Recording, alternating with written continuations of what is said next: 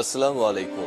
সবাইকে স্বাগত জানাচ্ছি। আমি নাসরুল ইসলাম তন্ময়। শুরুতে বিআরবি কেবল সংবাদ শিরোনাম জানিয়ে দেব এই মুহূর্তে হাতে পাওয়া সকালের সর্বশেষ গুরুত্বপূর্ণ আপডেট বাংলা সংবাদ। শুরুতেই থাকছে মাঠের ও আস্থাভাজনদের বেছে নিল বিএনপির হাইকমান্ড। সরকার বিরোধী আন্দোলন ব্যর্থতার কারণে বিএনপি ঢাকাসহ 4 মহানগর কমিটি ভেঙে দেওয়ার পর এবার দলের কেন্দ্রীয় নির্বাহী কমিটিতে বড় রদবদল করা হয়েছে। এবারে জানাবো বিএনপি চেয়ারপারসন বেগম খালেদা জিয়ার সঙ্গে সাক্ষাৎ করেছেন দলটির মহাসচিব মির্জা ফখরুল ইসলাম আলমগীর। শনিবার রাত 9টার পরে মির্জা ফখরুল ইসলাম আলমগীর গুলশানের বেগম খালেদা জিয়ার বাসভবন ফিরোজায় গিয়ে বেগম জিয়ার সঙ্গে সাক্ষাৎ করেন। জানাবো সার্বভৌমত্বের উপর আঘাত হানার চেষ্টা করছে মিয়ানমার। জাতীয় সংসদের বিরোধী দলীয় নেতা ও জাতীয় পার্টির চেয়ারম্যান জি এম কাদের বলেছেন, মিয়ানমার সেন্ট মার্টিনের কাছে যুদ্ধ জাহাজ নিয়ে বাংলাদেশের সার্বভৌমত্বের উপর আঘাত হানার চেষ্টা করছে। দীর্ঘদিন ধরে তারা হামলা চালিয়ে আসছে, বিভিন্নভাবে তারা আমাদের ভূখণ্ডে চলে আসতে চাচ্ছে। এদিকে কুরবানির গরুর গুতোয় এক কৃষক নিহত। মানিকগঞ্জের হরিরামপুরের দুর্গম চরাঞ্চলে কুরবানির গরুর গুতোয় একজন কৃষকের মৃত্যু হয়েছে। শনিবার সকালে উপজেলার দুর্গম চরাঞ্চল আজিমনগর ইউনিয়নের হাতিঘাটা গ্রামে ঘটনা ঘটে। এবারে থাকছে সেন্ট মার্টিন ইস্যুতে সরকারের আচরণ বিস্ময়কর। টেকনাফের সেন্ট মার্টিন উপকূলে মিয়ানমারের 3টি যুদ্ধজাহাজের উপস্থিতিতে উদ্বেগ প্রকাশ করেছেন বিপ্লবী ওয়ার্কার্স পার্টির সাধারণ সম্পাদক সাইফুল হক। এবং সর্বশেষ জানাবো আন্তর্জাতিক সংবাদ। রাফায় বুলডোজার দিয়ে ভবন গুঁড়িয়ে দিচ্ছে ইসরায়েল। রাফার পশ্চিমাংশের তাল আল সুলতান এলাকায় বুলডোজার দিয়ে একটি দ্বিতল বাড়ি গুঁড়িয়ে দেওয়ার ভিডিও ভাইরাল হয়েছে। ইতিমধ্যে ভিডিওটি যাচাই করেছে কাতার ভিত্তিক গণমাধ্যম আল জাজিরা। গণমাধ্যমটি বলছে, ইসরায়েলি বাহিনীর হামলার একটি লোমহর্ষক চিত্র এটি। এতক্ষণ শিরোনাম শুনছিলেন, এবার বিস্তারিত। প্রিয় দর্শক, আপনি যদি এই চ্যানেলে নতুন হয়ে থাকেন, ভিডিওটি দেখতে দেখতে চ্যানেলটি সাবস্ক্রাইব করে আমাদের সঙ্গেই থাকুন। আর এই ভিডিও সম্পর্কে আপনি আপনার মূল্যবান মতামতটি কমেন্ট বক্সে জানিয়ে দিন। আর হ্যাঁ প্রিয় দর্শক, জানিয়ে দিন ভিডিওটি কোথা থেকে দেখছেন।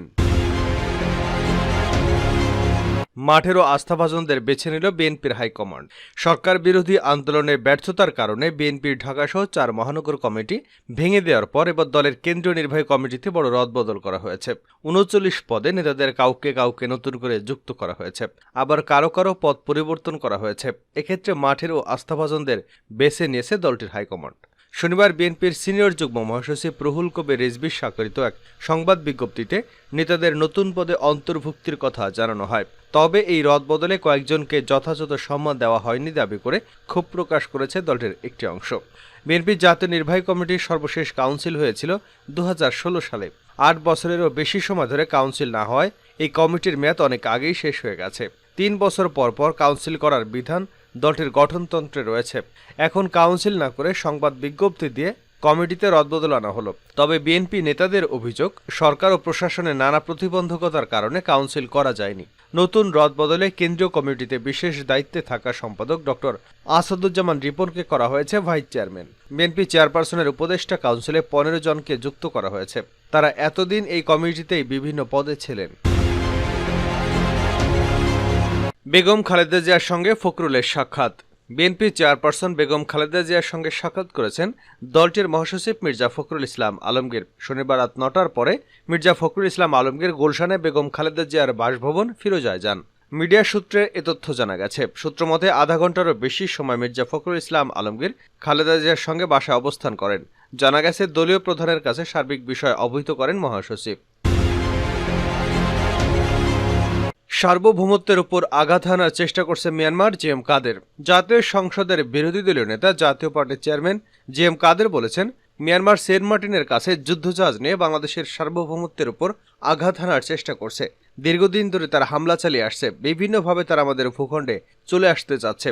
তাদের সেনাবাহিনী, নৌবাহিনী, বিমান বাহিনী অনেক শক্তিশালী শুনেছি, কিন্তু এটি নিয়ে আমরা তাদের কোনো ভূমিকা দেখছি না। মানুষ চরম নিরাপত্তাহীনতায় ভুগছে, এটি সত্যিই দুঃখজনক। শনিবার বিকেলে 4 দিনের সফরে রংপুরে এসে রংপুর সার্কিট হাউসে সাংবাদিকদের এসব কথা বলেন তিনি। জি এম কাদের বলেন, এর আগে বিপুল সংখ্যক রোহিঙ্গাকে আমাদের দেশে ঠেলে দেওয়া হয়েছে। সরকার মানবতা দেখিয়ে সেই বোঝা ঘাড়ে নিয়েছে। বর্তমানে তাদের বাধা দেওয়ার চেষ্টা করা হোক। মিয়ানমার সেন্ট মার্টিন যদি দখলে নিয়ে ফেলে, আবার কোনো মহত্বের কারণে তা যদি ছেড়ে দেওয়া হবে কিনা আমরা জানি না, অথচ সার্বভৌমত্ব রক্ষার দায়িত্ব আমাদের আছে। সংসদ চালু থাকলে এটি কেন হচ্ছে আমি প্রশ্ন করতাম। জি এম কাদের আরও বলেন, সরকার যে বাজেট করেছে তার দুর্বৃত্তায়ন সহায়ক বাজেট। বিভিন্ন দুর্বৃত্তনকে এই বাজেটকে উৎসাহিত করা হয়েছে। দুষ্টের পালন এবং শিষ্টের দমন করা হচ্ছে বিভিন্ন নীতিতে। সরকারের আশেপাশের মানুষ ধনী থেকে অতি ধনী হচ্ছে, আর সাধারণ মানুষ কষ্ট ভোগ করছে। এবারের বাজেটের মাধ্যমে বৈষম্যের দেশ তৈরি হচ্ছে। তিনি বলেন, স্বাধীনতার পর কোনো সময় অর্থনৈতিক সংকট হয়েছে বলে আমার জানা নেই। বর্তমানে যে সংকট তৈরি হয়েছে তা করেছে সরকার। তারা উচ্চভিলাষী মেগা প্রকল্প করে প্রকল্পের মেয়াদ বাড়িয়ে প্রকল্প ব্যয় বাড়িয়েছে। আমি বলবো অর্থের বিরাট অপচয় হয়েছে, তাই দেশের অর্থনৈতিক মন্দা দেখা দিয়েছে। জেম কাদের আরও বলেন, বর্তমানে কর ছাড়ে সুফল পাচ্ছেন ব্যবসায়ীরা, অপরদিকে করের বোঝা বইতে হচ্ছে জনগণকে। সরকার সংকুচিত অর্থ সরবরাহের মুদ্রানীতি গ্রহণ করার কথা বলছে, কিন্তু দেশের বাজার নিয়ন্ত্রণ করে সিন্ডিকেট, তাই এই নীতি কোনো কাজে আসবে না। বিরোধী দলীয় নেতা বলেন, সরকার বিদ্যুৎ ও গ্যাস আমদানি করছে, অথচ দেশে গ্যাসের বিশাল মজুদ রয়েছে। সেটি উত্তোলনের বিষয়ে সরকারের কোনো দৃষ্টি নেই। এতে করে উচ্চ মূল্যে জনগণকে বিদ্যুৎ গ্যাস ব্যবহার করতে হচ্ছে। গ্যাস সংকট এবং উচ্চ মূল্য দিয়ে গ্যাস ব্যবহার করতে না পেরে অনেক ইন্ডাস্ট্রি বন্ধ হয়ে গেছে। দেশে বেকারত্ব বাড়ছে। কোরবানির গরুর গুতোয় কৃষক নিহত। মানিকগঞ্জের হরিরামপুরের দুর্গম চরাঞ্চলে কোরবানির গরুর গুতোয় একজন কৃষকের মৃত্যু হয়েছে। শনিবার সকালে উপজেলার দুর্গম চরাঞ্চল আজিমনগর ইউনিয়নের হাতিঘাটা গ্রামে ঘটনা ঘটে।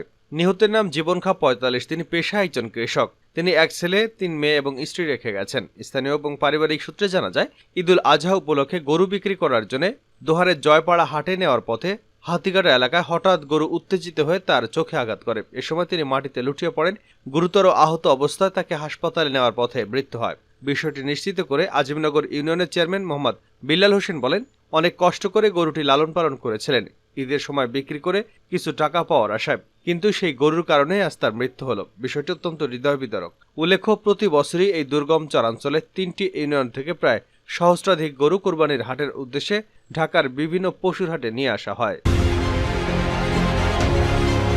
সেন্ট মার্টিন ইস্যুতে সরকারের আচরণ বিস্ময়কর সাইফুল হক। টেকনাফের সেন্ট মার্টিন উপকূলে মিয়ানমারের 3টি যুদ্ধজাহাজের উপস্থিতিতে উদ্বেগ প্রকাশ করেছেন বিপ্লবী ওয়ার্কার্স পার্টির সাধারণ সম্পাদক সাইফুল হক।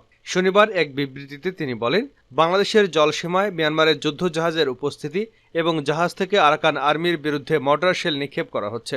বাংলাদেশি ট্রলার লক্ষ্য করে ইতিমধ্যে মর্টার শেল নিক্ষেপ করা হয়েছে। জান্তা বাহিনীর এসব অশুভ সামরিক তৎপরতা বাংলাদেশের সার্বভৌমত্বের জন্য হুমকি স্বরূপ। মিয়ানমারের ধারাবাহিক উস্কানির মুখে সরকারের নির্বিকার আচরণ বিস্ময়কর।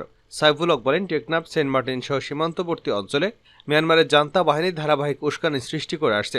তাদের এসব সামরিক তৎপরতায় সীমান্তে বাংলাদেশি নাগরিকদের মধ্যে আতঙ্ক তৈরি হচ্ছে। তারা নিরাপত্তাহীনতায় দিন পার করছেন। বিবৃতিতে তিনি আরও বলেন, অবিলম্বে মিয়ানমারের এসব তৎপরতা বন্ধে সরকারকে উদ্যোগ নেওয়া দরকার। সীমান্তবর্তী অঞ্চলে সেনা মোতায়েন সহ বাংলাদেশি নাগরিকদের নিরাপত্তা নিশ্চিত করতে প্রয়োজনীয় পদক্ষেপ নিতে সরকারের প্রতি আহ্বান জানান সাইফুল হক। শেষ করছে আন্তর্জাতিক সংবাদ দিয়ে। রাফায় বুলডোজার দিয়ে ভবন গুঁড়িয়ে দিচ্ছে ইসরায়েল। রাফার পশ্চিমাংশের তাল আল সুলতান এলাকায় বুলডোজার দিয়ে একটি দ্বিতল বাড়ি গুঁড়িয়ে দেওয়ার ভিডিও সামাজিক যোগাযোগ মাধ্যমে ভাইরাল হয়েছে। ইতিমধ্যে ভিডিওটি যাচাই করেছে কাতার ভিত্তিক গণমাধ্যম আল জাজিরা। সংবাদ মাধ্যমটি বলছে, ইসরায়েলি বাহিনীর হামলা লোমহর্ষক চিত্র এটি।